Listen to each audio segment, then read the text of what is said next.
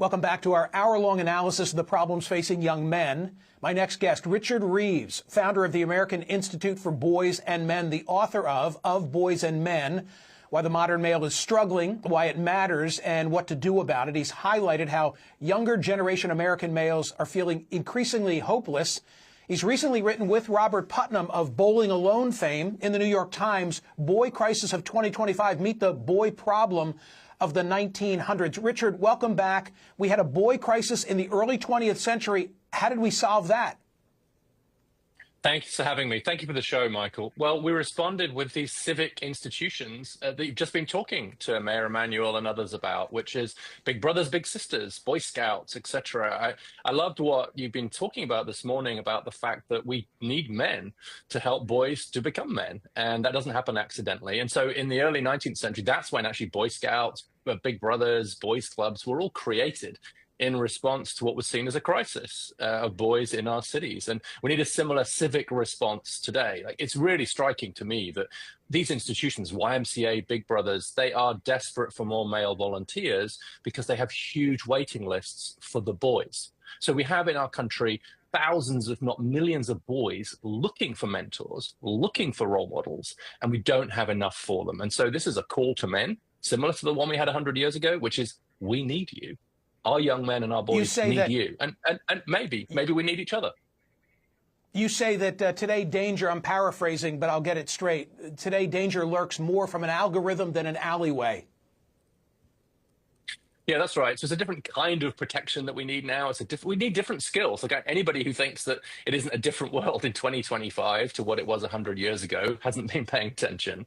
So yeah, different skills for sure. And we're losing too many of our boys and young men now to those algorithms, which you talked to Scott about earlier, to the internet, etc. And so it's more of a digital world that we're losing our boys and young men to now than perhaps the real world, but no less dangerous for that, Michael. It's also very isolating, can be radicalizing. And so sure, the dangers are different, but the need for men to help boys is as great as ever. I've tried to make today's program really devoid of the politics because I think this goes above and beyond the political conversation. But I want to point something out that you highlighted, which is that the Democratic National Committee listed every possible group in the world, but they didn't list men. But more recently, Gavin Newsom, in fact, I was just reading a story supplied to me by a friend, engaged in a mentoring program. Gretchen Whitmer seems to get it. Wes Moore climbing on board. You've written about those three and others. Speak to that issue. A year ago, I was saying that the Democrats were deafeningly silent on this issue of boys and men. And at worst, those on the left generally basically couldn't get their head around the fact that boys and men might have problems because they were committed to the idea that boys and men were the problem. But in the last few months, the last year or so, really, I think that has changed very significantly. You've mentioned some of the governors, and there are executive orders being signed by these governors, real progress. Just this week, we've seen a call to service from Governor Newsom in California, Governor Moore in Maryland. Governor Newsom in California, along with Josh Friday, his service head, has said, 10,000 men, come. We need you. That is not something that was happening 2 years ago. And so I do think that this issue is becoming more mainstream. Thank God for that, but we are just at the beginning. And in the meantime, the crisis continues to grow. Relative to relationships and marriage, Richard Reeves, you've also said that the women who least need a man are still the ones marrying one. What does that mean? What it means is that actually college-educated women and men are actually still marrying at pretty high rates. The marriage crisis is not among the women that went to a selective college. The marriage crisis is among men and women with less economic power, the ones with, as Scott says, those with less economic viability. The crisis is really in lower income and working class communities. And what we do find is that when men are doing better in those communities, the marriage rates are higher.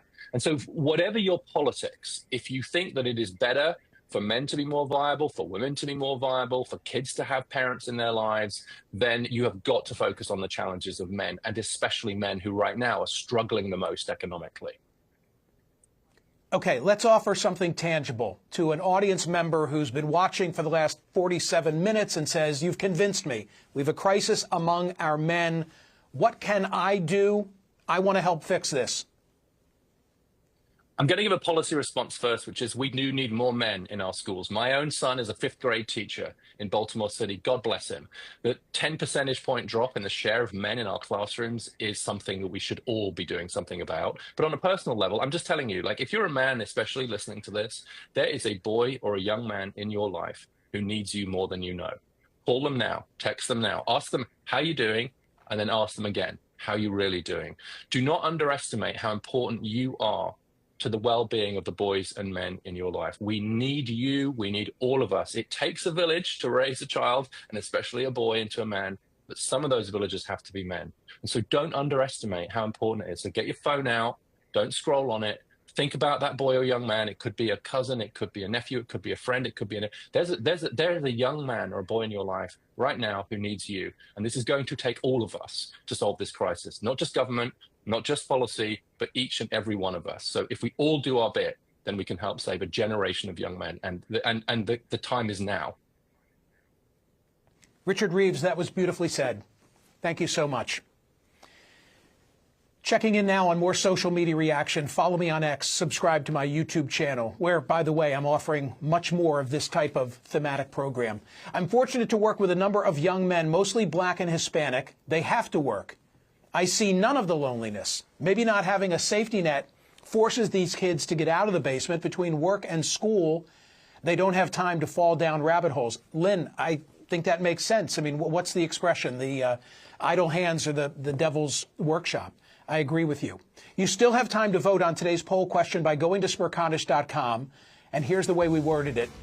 Do we need government programs that specifically address the struggles facing young men? We got to do something. Should there be a government response? Subscribe to the newsletter while you're there. You get the exclusive editorial cartoons from the likes of Rob Rogers.